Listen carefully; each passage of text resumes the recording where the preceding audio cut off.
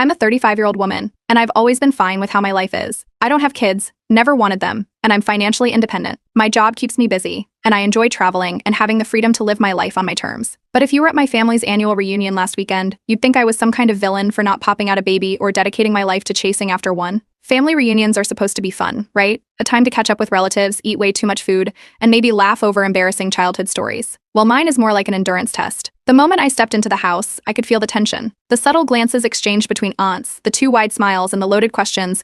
It was all there. I barely had time to hang up my coat before someone made the first jab. "You're still single, huh?" My cousin Patricia said, loud enough for the whole room to hear. Patricia, who has 3 kids and posts about them nonstop on social media, was holding court in the kitchen, showing off her youngest's latest school photos. Must be nice to have all that free time. What do you even do with yourself? I smiled politely and shrugged it off because what's the point of engaging? But it didn't stop there. Another cousin chimed in, talking about how their lives really started after having kids. Then someone else asked, have you ever considered adoption? I mean, it's not too late, but it's harder when you're older. It was like they'd rehearsed this routine, a coordinated ambush designed to make me feel small. They'd say it all with fake sweetness, like they were trying to help.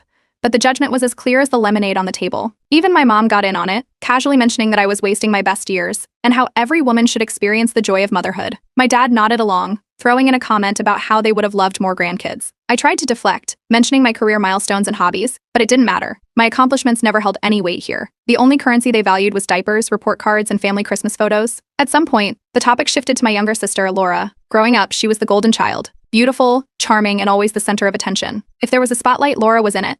But things changed when she got pregnant at 21, dropped out of college, and got involved with the wrong crowd. Addiction followed, along with a series of bad decisions. Eventually, she disappeared from our lives altogether. The last time I saw her was years ago, at some court-mandated family therapy session that ended with her storming out. No one had heard from her since. When Laura's name came up, the room got quieter. It was like everyone collectively decided not to dwell on it for too long. My aunt mentioned, almost offhandedly, that Laura's son, Jamie, was in foster care now.